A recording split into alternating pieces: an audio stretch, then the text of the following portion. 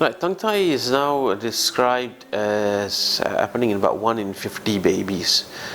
So it's quite common occurrence. So what happens with tongue tie is that there's a little membrane under the tongue, and this membrane can form like a central filament in the middle, and often it disappears before the child is born, but sometimes it remains there.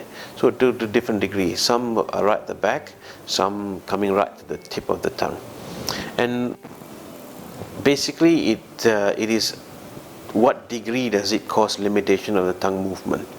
If it's causing a lot of limitation of tongue movement, then it can be an issue.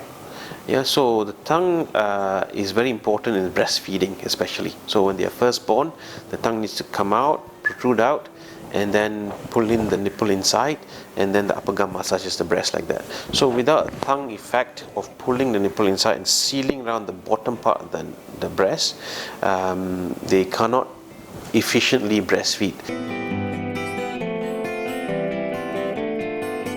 So the symptoms of initial problems in breastfeeding would be they're making a lot of clicking noises, because the tongue would form a suction seal on the lower part of the breast, and if the suction seal comes off, they make a clicking noise as it comes off.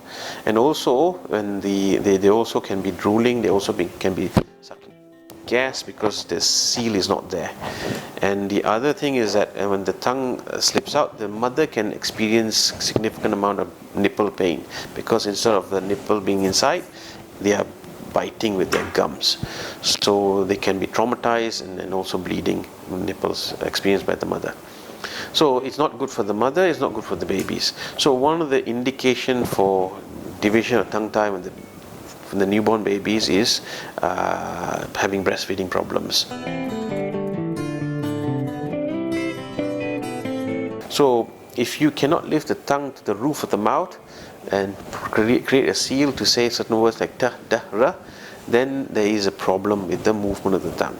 So that's identified when they are about 2 or 3 years of age, which becomes slightly more difficult because children at 2 or 3 years of age are more vigorous.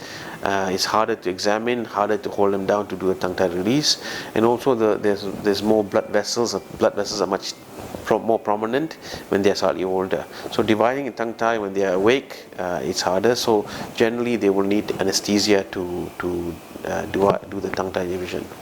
The other issues with tongue tie are also dental problems. So the tongue doesn't come out. So we normally, when we eat our food, there are food particles stuck in our teeth. So without us knowing, we are licking our teeth to clean it.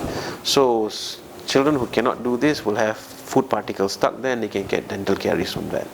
The final effect is something that's been identified more recently, where the tongue needs to be more on the mid portion of the mouth. So that's the resting place of the tongue.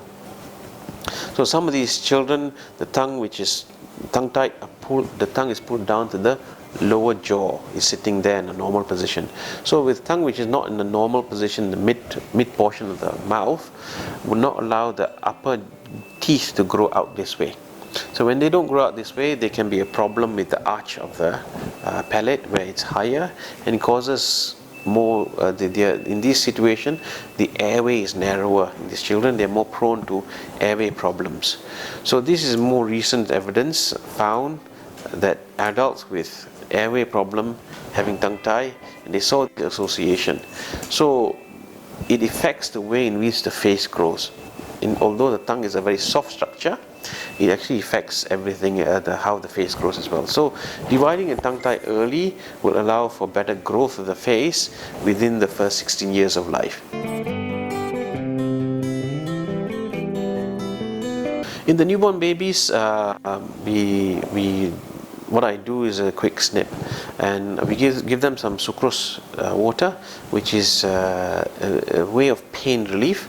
So a few drops of that, they get a bit happy, and then lift the tongue up and then quick cut, and then I put some pressure on the tongue, because there will be some bleeding, and within a minute or so the child will also of course cry, but the pain duration is about 3 or 4 seconds when we cut it, after which it's not painful, they're just upset.